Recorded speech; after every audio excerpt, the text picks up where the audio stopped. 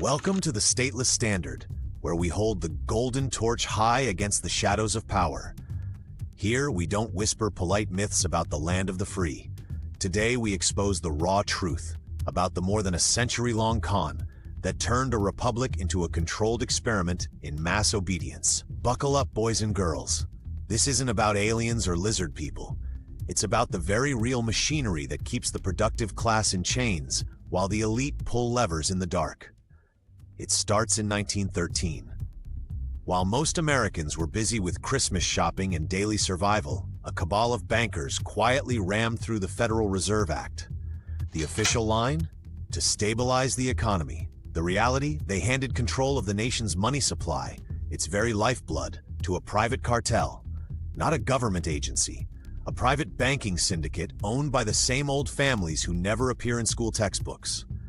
Why would any free people surrender the power to create money to unelected private interests? And why has every president who even sniffed at challenging it ended up sidelined? Or worse. Think about it. The US has been in perpetual debt ever since. Every war, every crisis, every stimulus only piles on more. But if the Fed can print dollars out of thin air, who exactly are we borrowing from? The answer is chilling: ourselves. It's a debt trap designed to keep the masses toiling, consuming, and compliant, while the real power stays hidden behind marble halls and curtained boardrooms. Money is one pillar of control, but real domination requires shaping minds. Enter the 1950s and Project MKUltra, the CIA's official story, mind control experiments to counter the Soviets.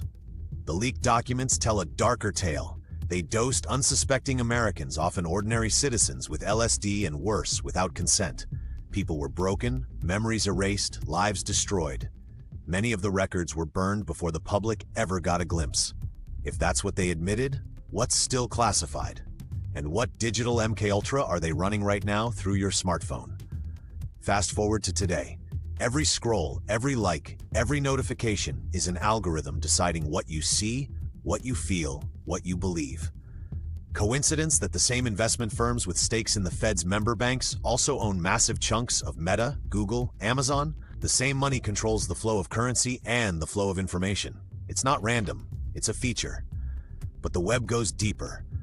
Power isn't just held by banks, it's networked through secret societies that have been funneling influence for generations. Take Yale's Skull and Bones. A fraternity? Sure. But look at the roster. Bushes, Tafts, senators, CIA directors, Wall Street titans. 15 new members inducted each year, and somehow they end up running the country decades later. Rituals in coffins, confessions of darkest secrets, binding loyalty forever. How do you step out of line when your vulnerabilities are archived in a secret vault? Then there's Freemasonry. Washington, D.C. is littered with their symbols: the obelisk, the street layout, the Great Seal. Founding fathers like Washington and Franklin were proud Masons. Yet modern Masons claim no influence. If you control symbols, architecture, and networks of loyalty, you don't need credit. Power hides in plain sight. And don't forget Bohemian Grove. Every summer, presidents, CEOs, media moguls gather in the California redwoods under a 40-foot stone owl for the cremation of care. Leaked footage shows hooded figures, fire, chanting, straight out of ancient occult rites. Nixon, Reagan, Bush's, Clinton's all attended. What deals are struck in those woods? Away from voters and cameras? Skull and Bones produces the leaders. Freemasons provide the structure. Bohemian Grove seals the alliances. Together, they form an invisible pipeline sucking power upward. While the masses fight over red versus blue, the same hands pull both strings. These networks connect to globalist clubs: Bilderberg, Trilateral Commission, Council on Foreign Relations. They meet behind closed doors, outside elections, outside laws, shaping international policy. Every president since Eisenhower has ties to one or more. The real conspiracy isn't that secret societies exist. It's that they've convinced you they don't matter. Now consider the UFO angle, not because of little green men, but because it reveals how far the state will go to protect its monopoly on truth. Roswell, 1947, debris on a rancher's field. Military first says flying disc, then backtracks to weather balloon. Witnesses described wreckage and bodies whisked away. Why the cover-up if it was just a balloon? Project Blue Book collected thousands of reports, some from credible pilots, yet concluded no threat.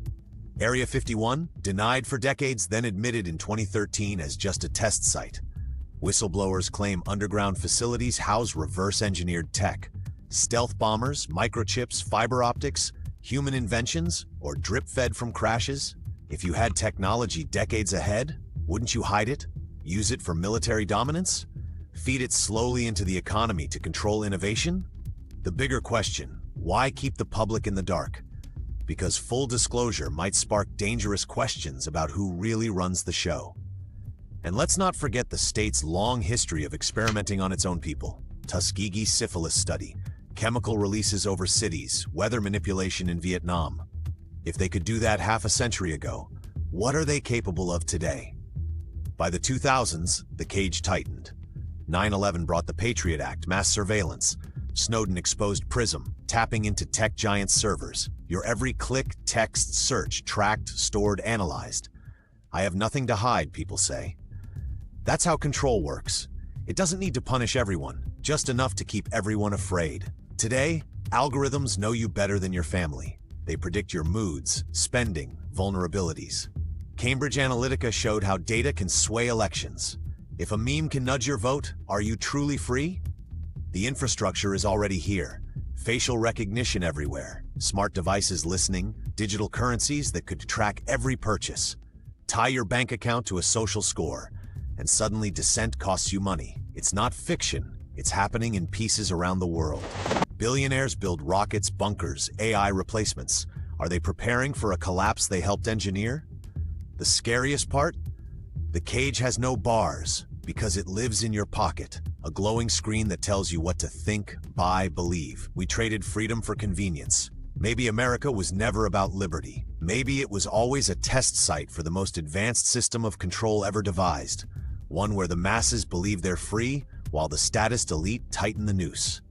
If this torch has lit a fire in you, subscribe to the Stateless Standard for more unfiltered truth. Like and share to spread the light. Comment, what part of this machine will crumble first? Until next time, keep questioning. The people against the powerful. Liberty endures.